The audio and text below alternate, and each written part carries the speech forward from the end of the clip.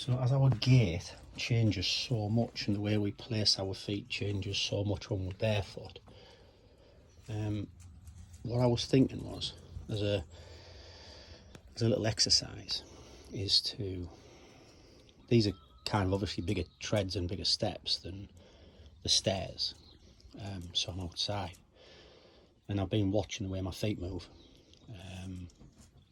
just because of our discussions.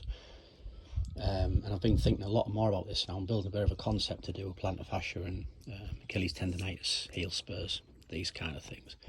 Obviously there's a lot more that can be kind of said for symptomology and kind of like, if you like, labelling conditions in the feet, but I think a lot of this stuff comes from the same place. I'm sure you come to the same conclusion anyway. And again, this isn't obviously Grace, oi, oi!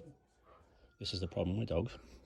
So when we go to step, when you're barefoot, you kind of tend to go down with the, I noticed this, down with the ball of the foot. Enough, Grace! Sorry about that.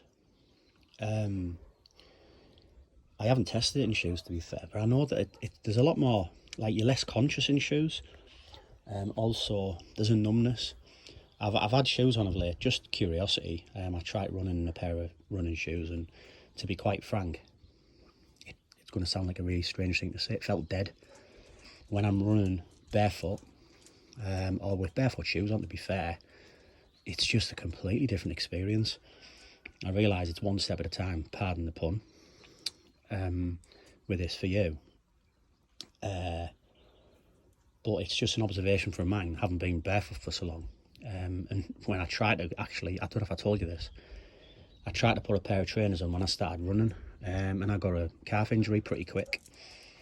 So now I'm running barefoot, and I'm building my time up over time. So yesterday I did 5k on a treadmill, of course, barefoot. Don't think I could 5k outside on my Vibram barefoot just yet.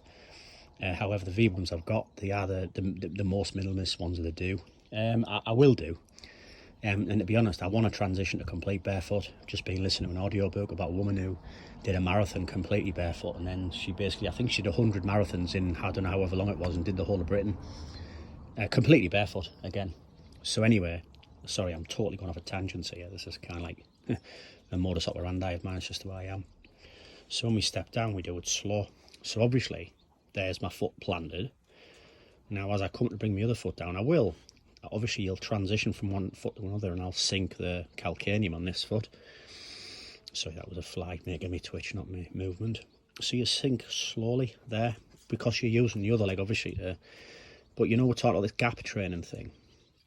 So as you go down slowly, you see the slight, watch, see the foot kind of move underneath, right? So if I go quickly, you'll never see that, never feel it. So you just go down like that. So you just don't catch it, right? However, there's a little bit of movement, and then coming to the end of this step onto this surface, the step's a little bit bigger, so I'd be stepping off again. It's a bit weird doing it slowly actually, stepping off again, and that time, because due to the height difference, actually my foot's planted straight down. So I imagine to do that more slowly might be a bit more difficult. Kind of got what I'm having to do now is lean back, plant, and then kind of lower it down. But this is the sort of thing I was thinking of for you, that it's done with purpose. Now what I'll do is I'll go to the stairs, because what I was doing was I was going down the stairs backwards. So for example, you come up, say, I don't know, just a few treads, and then when we go backwards, because it's definitely, I've done it both ways and I feel it's much better, this proprioceptively. So then we'd step down, right? So now, and again, you can actually see my foot's kind of like mid-tread, I guess, just stabilising myself on the wall there.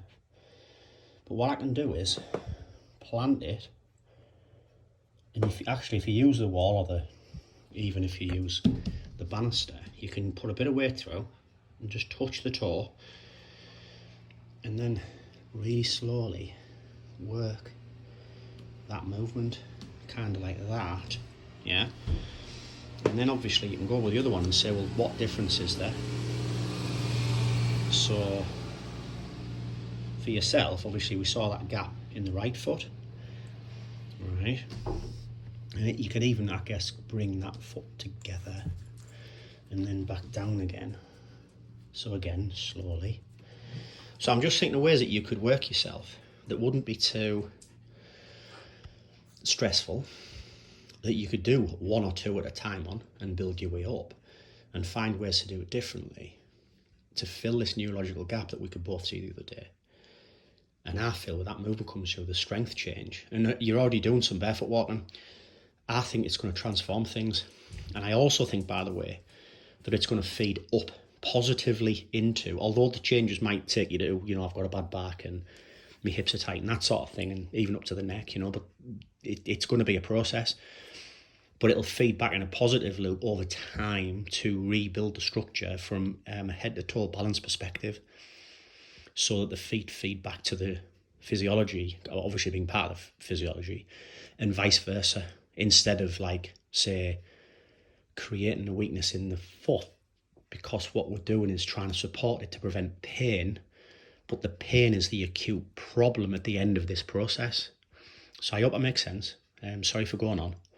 And I'll just leave that with you. All right, thank you.